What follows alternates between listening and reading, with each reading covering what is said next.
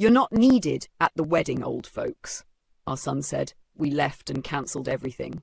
"You're not needed at the wedding, old folks." That's what our son told us, cold, dismissive, like we were strangers. We stood there, stunned, as the child we had raised with love and sacrifice looked us in the eye and cast us aside. The laughter from the house stung even more than his words. So we went home in silence, sat together, and cancelled everything we had planned for his big day. This is the story of how parents who gave everything were humiliated by their own son, and the moment that turned his perfect wedding into something he'd never forget.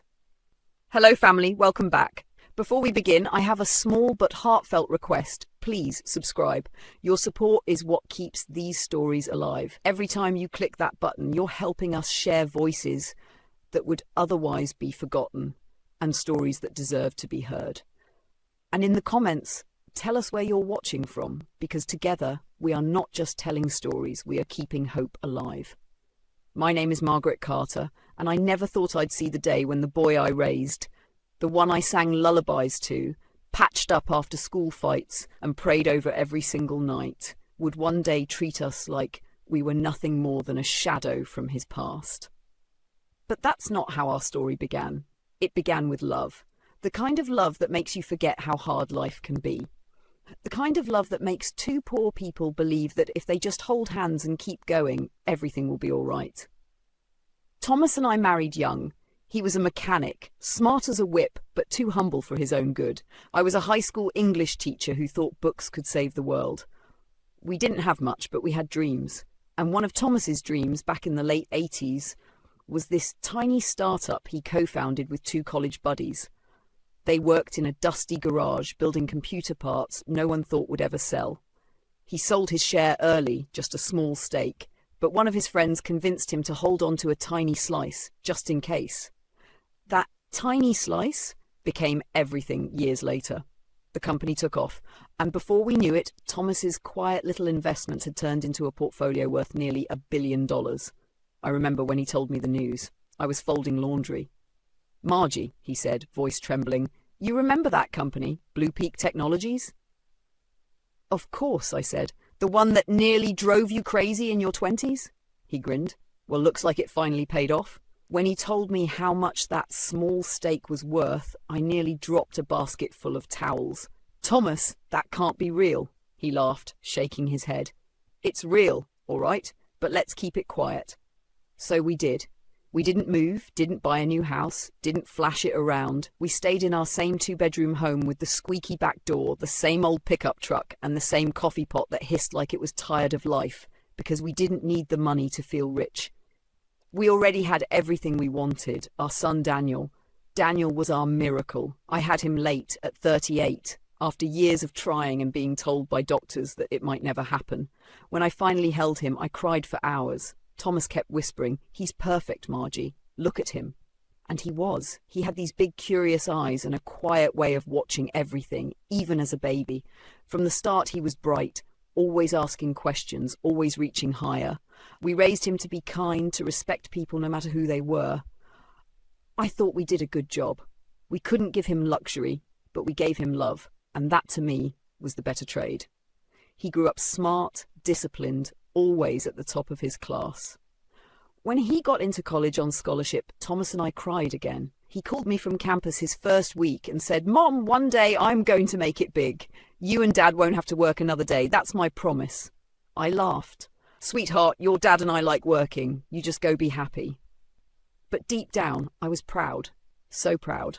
Years later, he graduated, got a job at an architectural firm, and quickly climbed the ranks. He called often, until he met her. Chloe Bennett. She was beautiful, smart, and came from one of those old families with money that goes back generations. When he brought her home to meet us, I tried my best. I made my famous roast chicken, set the good china, even wore a new dress Thomas bought me. Chloe was polite. I'll give her that, but she looked around our little house like it was a museum exhibit she couldn't wait to leave. "This is cozy," she said, smiling thinly. Thomas smiled back. "Yeah, built it ourselves, every nail and board." She nodded but didn't reply. Daniel jumped in, talking fast. "We'll probably move them to something more comfortable once I get the promotion." I remember that moment clear as day. Thomas's fork paused mid-air. I felt my stomach twist. It wasn't what Daniel said, it was how he said it, like we were old furniture that needed upgrading. Later that night, after they left, Thomas said quietly, "You notice how she looked at the house?" "I noticed," I said. "But maybe she's just shy." He snorted. "Shy my foot, that woman looks at people like price tags." I didn't argue. I wanted to believe Daniel's love for her was real. I wanted to believe she'd grow to love us too. So I held on to hope. A few months later, Daniel called to tell us he was getting married. He sounded so excited that I forgot every bad feeling I'd had. He said, "Mom, it's going to be the biggest wedding in the city. Chloe's family is handling everything. You'll love it." I clapped my hands together, tears in my eyes. "Oh, sweetheart, that's wonderful. Your dad and I are so proud of you." Thomas took the phone and said, "Congratulations, son. We'll be there." When we hung up, Thomas looked at me and smiled. "Maybe this is our moment, Margie. Maybe it's time." I knew exactly what he meant. You see, for years we'd been planning something special, something Daniel didn't know about. We were going to surprise him at his wedding, not just with a father's speech or a toast, but with a gift that would change his life forever. The investment, the portfolio that had grown beyond anything we ever imagined. We'd worked with a lawyer to create a trust fund, one that would automatically transfer ownership of the investment to Daniel once he was officially married. We even wrote a letter to include with it. It read, "Dear son, you always said you wanted to make us proud. What you didn't know is you already did. This is our gift to you, not because of what you've earned, but because of who you are. Remember, from humble beginnings come the greatest blessings. Love, Mom and Dad." It was going to be the happiest day of our lives. Thomas was already writing his speech. I was sewing a new dress. We even started imagining grandchildren. But slowly, Daniel began to change. At first, it was subtle. He stopped calling as often. He missed our Sunday dinners, claiming work meetings or events. Then came the clothes, designer suits, shiny shoes. He used to laugh at that kind of stuff, but now he wore it like armor. One evening, I called to ask about the wedding details. "Sweetheart," I said, "do you know what date to save yet? I want to book time off for the school reunion the same month." Mom, actually, Chloe's mom is handling the guest list. I'll check with her and let you know." I frowned. "The guest list? You mean we have to be approved?" He chuckled. No, of course not. It's just her family's particular about numbers." "Particular?" Thomas muttered from across the room. "Tell them I've got 2 numbers for them." I nudged him, whispering, "Hush."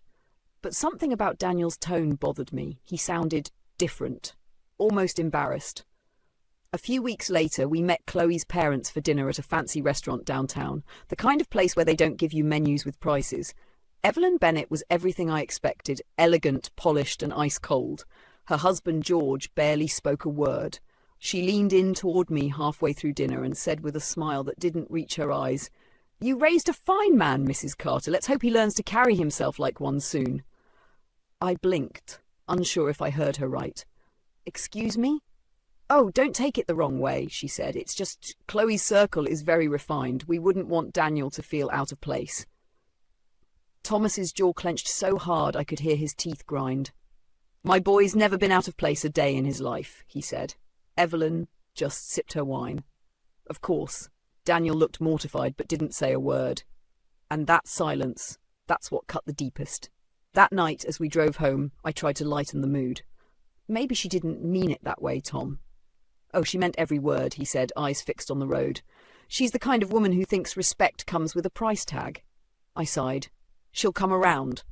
He looked at me and smiled faintly. "You still think everyone's got a good heart, don't you?" "Maybe not good," I said softly, "but maybe capable of good." He chuckled. "Well, maybe we hold off on that big surprise until we're sure he's still our boy." I laughed, but my smile faded fast, because deep down something in me whispered, what if he's not? A few nights later, I was cleaning up the kitchen when my phone buzzed. Daniel's name flashed on the screen. I smiled, wiping my hands on a towel. "Hey, sweetheart, how's wedding prep?" He didn't know I'd answered. I could hear muffled voices, then his voice, clearer. "Chloe, listen," he was saying, a little frustrated. "My parents mean well, but they don't belong in that kind of crowd. Let's just keep the wedding private. They'll understand." My breath caught. I froze, phone still in my hand. Chloe laughed softly on the other end. "You're sure? Won't they be hurt?" He sighed. They'll get over it. They always do. I stood there, staring at the kitchen floor. I don't know how long I stayed like that, long enough for the tea kettle to whistle, long enough for my heart to start aching in ways I didn't know it could. When Thomas came in later, I didn't tell him. I just said I wasn't feeling well and went to bed early. But that night, as I lay awake staring at the ceiling, one thought wouldn't leave me. He said we didn't belong. Our son, our pride, our miracle. And I thought to myself, maybe the gift we never told him about was never meant for him after all. If you haven't subscribed yet, we'd love for you to join our community by hitting the subscribe button. Through our stories, we build hope and give a future to children and women who have been abused all over the world. Motivate us by subscribing and turning on your notification bell so you never miss a story that matters. Also, let us know in the comments, where are you watching from and how did this story speak to you? I still remember that morning like it happened yesterday. The air felt heavy, the kind that presses against your chest before a storm. I was in the kitchen humming while making pancakes, Thomas's favourite, when I heard the knock. It was firm, familiar. I smiled before even opening the door. It was Daniel. My heart jumped. I hadn't seen him for weeks. He looked sharp, like always now. Expensive suit, polished shoes, a watch that probably cost more than our truck, but something in his eyes looked off. Tired, maybe, or distant. "Daniel," I said, wiping my hands on a towel and rushing to hug him. "What a surprise." He hugged me back, stiffly, like a man hugging a stranger. "Hey, Mom." Thomas came out from the garage, wiping grease from his hands. "Well, look what the wind blew in," he said, grinning. "Didn't expect you till next weekend." Daniel smiled faintly. "Yeah, I had some time before a meeting. Thought I'd drop by." "Meeting, huh?" Thomas teased. "Can't even visit your old man without squeezing us between conference calls." I laughed, trying to ease the tension. "Sit down, honey, I'll fix you a plate." He shook his head. "I'm fine, Mom. I actually wanted to talk to you and Dad about something." My heart lifted. I thought maybe, just maybe, he'd come to invite us personally to the wedding. Maybe he felt bad for how distant he'd been. I pulled out a chair for him, and Thomas sat across, resting his elbows on the table. "All right, son," Thomas said. "Let's hear it." Daniel took a slow breath, eyes on the table. "Mom, Dad, Chloe's family wants to keep the ceremony small. It's just for their circle. I hope you understand." The words hung in the air like smoke. Thomas frowned. "Their circle? What does that mean exactly?" Daniel rubbed his temples. "It just means it's going to be intimate, fewer people, more private. Chloe's mom has this thing about appearances." Thomas's voice hardened. "Appearances?" He nodded slowly. "So your circle doesn't include your parents now?" "Dad, please." "No, I just want to understand." Thomas leaned forward. "You're telling me your mother and I, who raised you, fed you, put you through school, don't fit in with your fiancé's family?" Daniel looked down. "It's not like that. It's just people talk. Chloe's family has expectations. It's their crowd, their lifestyle. I don't want any tension." "Tension?" Thomas repeated, his voice rising. "Son, you're talking about your parents, not a pair of neighbours you barely know." I reached out gently, touching Thomas's arm. "Let him explain," Daniel sighed, avoiding my eyes. "It's not personal, Mom. You've both done so much for me, and I'll always be grateful. But Chloe's family, they're just different. This wedding, it's a high-profile thing. Press, investors, her dad's partners. I can't afford for it to get complicated." I stared at him, not quite believing my ears. "Complicated?" I asked quietly. "Do we embarrass you, Daniel?" He looked like he wanted to say no but didn't. He just sat there, lips pressed, eyes darting away, and then he said it. The sentence that broke something inside me forever. "You're not needed at the wedding, old folks." The silence that followed was deafening. My hands went cold, my throat burned, but no words came out. Thomas froze, staring at him as if trying to understand whether he'd really heard that. Finally, Thomas stood up. His voice trembled, not with fear, but with rage barely held in. "You need to leave before I say something I'll regret."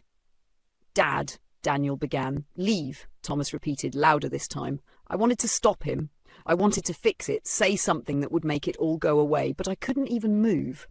Daniel stood up, straightening his tie, trying to keep his dignity. "I didn't mean to upset you. I just thought you'd understand." Thomas pointed toward the door. "Go." Daniel hesitated, then turned. As he walked away, he said softly, "You'll thank me later, Dad. I'm doing what's best for everyone." The door closed. And then for a long time there was nothing but silence.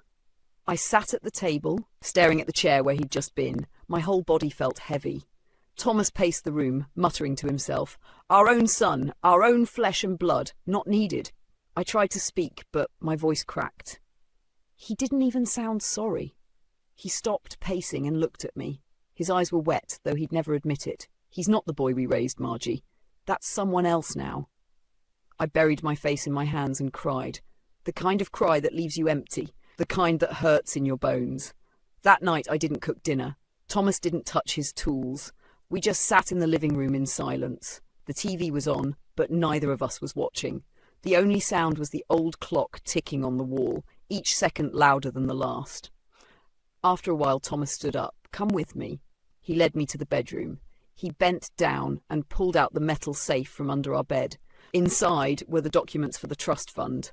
The $1 billion investment we'd been saving for Daniel. He placed the envelope on the table. The sight of it made my chest tighten. I traced my fingers over the bold letters on the folder, Carter Family Legacy Fund. "We were going to make him the richest man in the city," I whispered. Thomas didn't say anything for a while. Then, quietly, he said, "Not anymore." I looked up. "What do you mean?" He took the documents out, folded them neatly and slid them back into the envelope.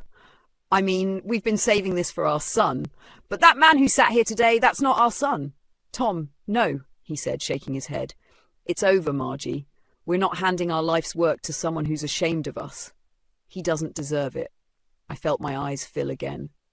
"But," he cut me off, voice calm but final. "He made his choice. Now we'll make ours." The next morning, Thomas called our lawyer, Mr. Jennings. He spoke firmly, no hesitation. "Cancel the transfer. Redirect the trust." Jennings hesitated. "Mr. Carter, are you sure? That's a significant change." "I've never been more sure," Thomas said. "We're establishing a new foundation. Use the entire fund to support orphans, widows, struggling students, anyone who still remembers gratitude." When he hung up, he looked at me and said softly, "We just gave our fortune to the right people." I nodded. Maybe that's what God wanted all along. But even as I said it, a part of me still hurt, a deep ache that wouldn't go away, because no matter how angry I was, he was still my boy. A few days later, the photos started showing up online. I wasn't looking for them, but they found me anyway. Everyone from church, from school, from the neighborhood seemed to share the same posts. Pre-wedding brunch for the Bennetts and Carters, family and friends celebrating love and unity. Love and unity. Those words stung. There was Daniel, smiling in every picture, arm around Chloe. Her parents stood close beside them, glowing with pride. And there we were. Nowhere. Not even a mention. Then I saw one photo that broke me completely. Evelyn Bennett had posted a picture of herself holding a champagne glass, with the caption, "So grateful for family that lifts us higher." Lifts us higher. I don't know what hurt more, the words or the way Daniel commented below with a heart emoji. I closed the laptop and just sat there, staring at nothing. Thomas came in and saw the look on my face. "Don't tell me," he said. "He's on the internet pretending he never had parents." I nodded, swallowing hard. He sighed and sat beside me. "Let him have his show. Pride has a short shelf life." The wedding day came. No invitations, no calls, no message. Thomas and I stayed home. I made us a small dinner, mashed potatoes, meatloaf and tea, but neither of us ate much. The house was quiet, except for the faint hum of the fridge and the sound of rain starting outside. I looked around the table. There were receipts piled on one corner, cancelled catering orders, suit fittings, hotel reservations. We had planned everything until he decided we weren't needed. Thomas reached across the table and took my hand. "You know what hurts the most, Margie?" "What?" He looked at me, his voice cracking. "That we did everything right. We gave him love, values, everything. And still..." I squeezed his hand. Still he lost himself. We sat there in silence again, the rain falling harder outside. And even though I tried to hold it in, a tear slipped down my cheek. I wiped it away fast, but Thomas saw it. He got up, walked over and held me tight. For a moment we didn't speak. We didn't have to. Later that night, after he went to bed, I stayed in the kitchen. The clock said 11:47 p.m. I was staring at the cold teapot when the phone rang. The sound startled me. I almost didn't answer, but something told me to pick up. "Hello?" I said, my voice low. There was silence for a few seconds, then a woman's voice, soft, nervous. "Mrs. Carter?" Yes, who's this?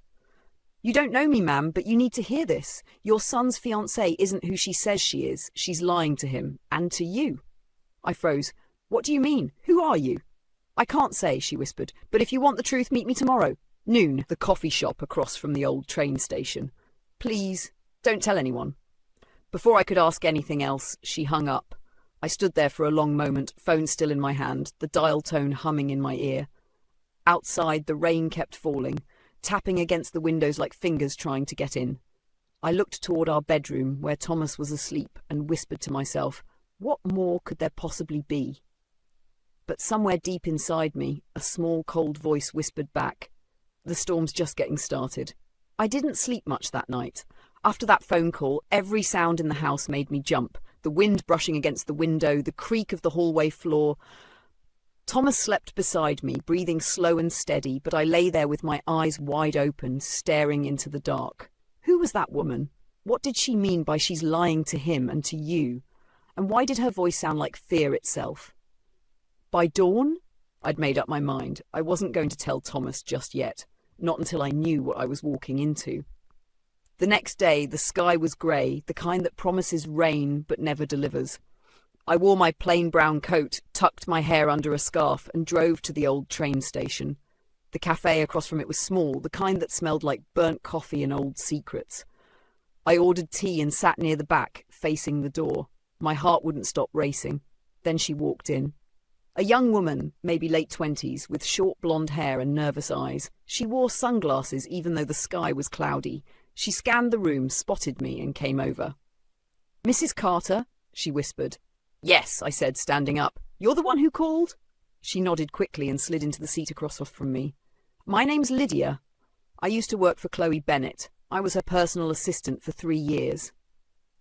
Her voice trembled when she spoke. She looked over her shoulder twice before continuing. I folded my hands on the table.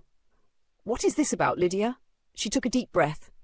It's about your son, about Daniel, and about what Chloe's been doing behind his back. I felt my stomach twist. What do you mean? Lydia glanced around again, then pulled out her phone. She scrolled for a moment, then turned the screen toward me. What I saw made my breath catch. Photos, dozens of them. Chloe, in hotel rooms, restaurants, cars, always with the same man. Who is he? I asked, my voice barely a whisper. Lydia's eyes filled with guilt. Ethan Parker. I froze. I knew that name. Ethan was Daniel's best friend, his business partner. They'd started their firm together, Carter and Parker Architecture. Daniel used to say Ethan was like a brother. I pushed the phone back toward her. That can't be true. I wish it wasn't, she said quietly. But it's been going on for over a year. They've been careful. But I know. I arranged their meetings, booked the hotels, covered for her lies. I didn't realize how deep it went until recently. I sat there staring at the table, the words echoing in my head. Over a year. That meant it started long before the engagement. Lydia reached into her bag and pulled out a small folder. I couldn't live with it anymore. Everything you need to know is in here. Dates, receipts, screenshots, pictures. I'm leaving town after this. I can't work for her family another day. I took the folder slowly, my fingers trembling. Why are you telling me this? Why not Daniel?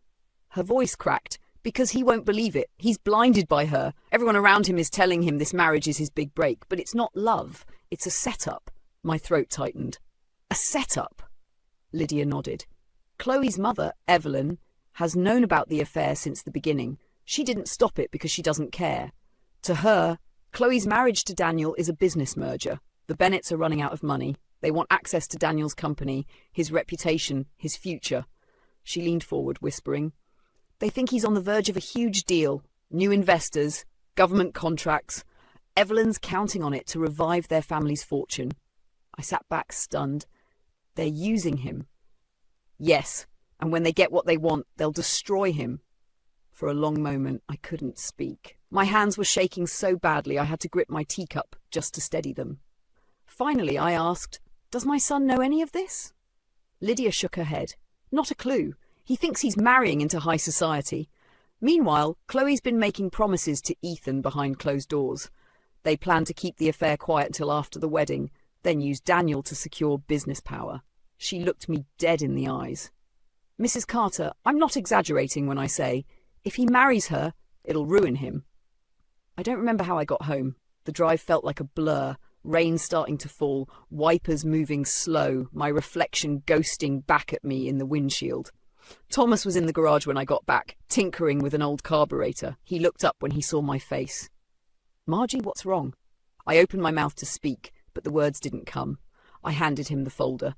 He wiped his hands and opened it. I stood there, arms crossed, watching his expression shift from confusion to disbelief to rage. When he looked up, his face was red. "Is this real?" I nodded, my voice breaking. "It's all real."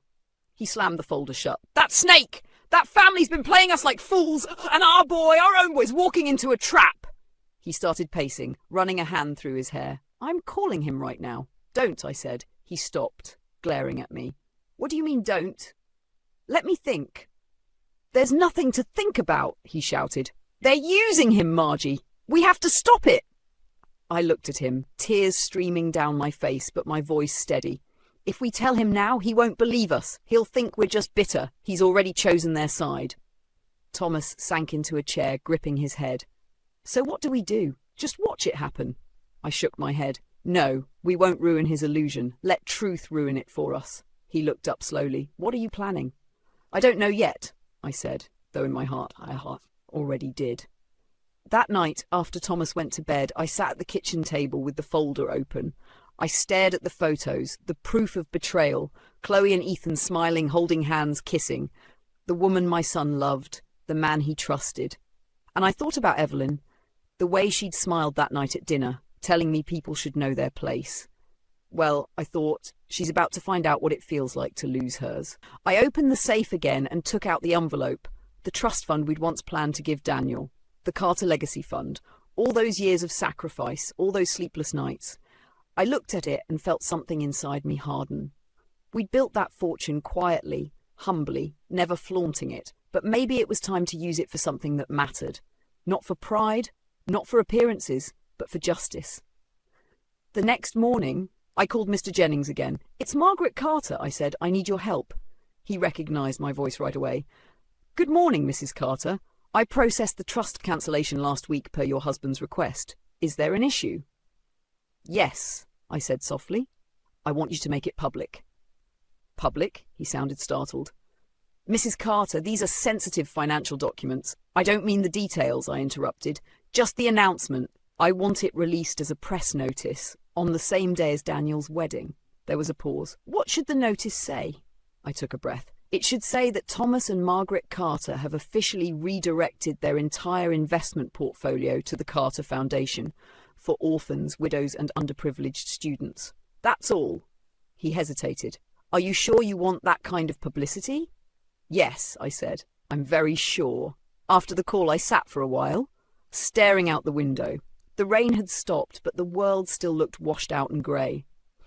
I thought about Daniel as a little boy, his messy hair, his big dreams, the way he used to run into my arms after school.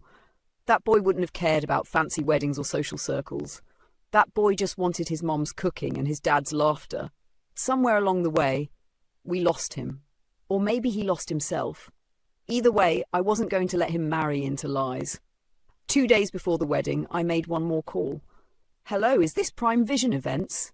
"Yes, ma'am. This is Mark speaking. You're handling the video and sound for the Bennett Carter wedding this weekend, right?" "That's correct." I smiled faintly. "Perfect.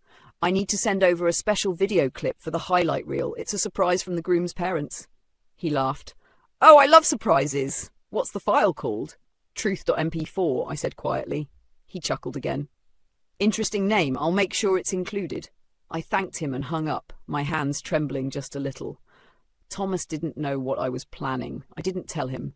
Some things a mother has to do herself. That night, I went to the attic to clean out some boxes. I wasn't looking for anything specific, just trying to stay busy. But then, inside an old chest, I found an envelope. It was the speech I'd written weeks earlier for Daniel's wedding. I'd forgotten all about it, and the paper had yellowed slightly at the edges, but the words were still clear. I sat down on the floor and read it quietly. "Our son Daniel has always been the light of our lives. We've watched him grow from a curious little boy into a man of purpose and strength. Today, As he begins his new chapter with Chloe, we want him to know that no matter where life takes him, love and humility will always be his greatest inheritance. We are proud beyond words. From humble beginnings come the greatest blessings. By the time I finished reading, I could barely see through the tears. I folded the paper back up, held it over the old candle burning on the table, and watched as the flame caught the corner. The edges curled black, the ink disappearing into smoke. When it was gone, I whispered, "Goodbye, my boy." I went downstairs to find Thomas waiting by the door. He looked tired but calm. "You all right?" he asked. "Yes," I said, managing a small smile. "I just finished something I should have done a long time ago." He nodded slowly. "We'll get through this, Margie, one way or another."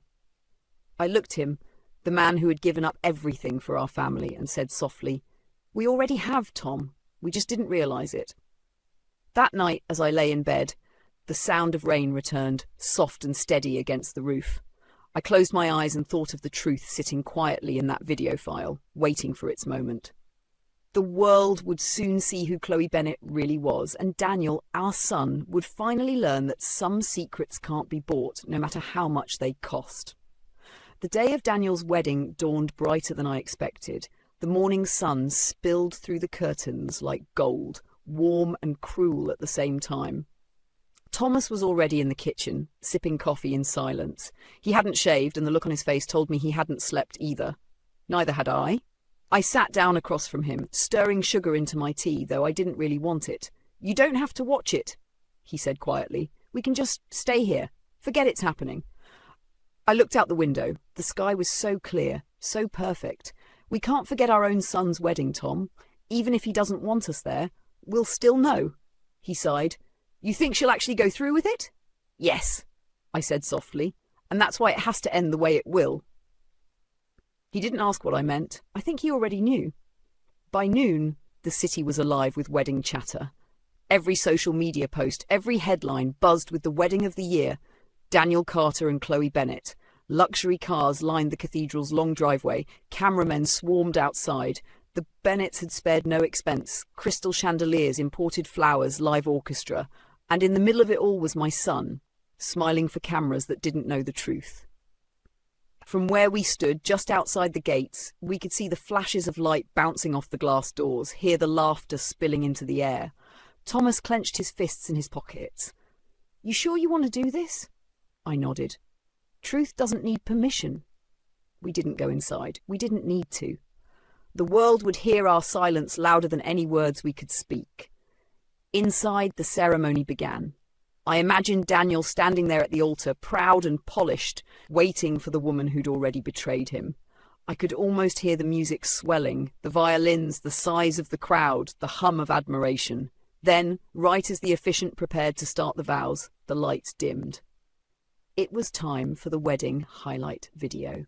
A technician rolled the clip, and the big screen at the front of the hall flickered to life. It started beautifully. There was Daniel as a little boy, running through our backyard, laughing as Thomas lifted him high into the air.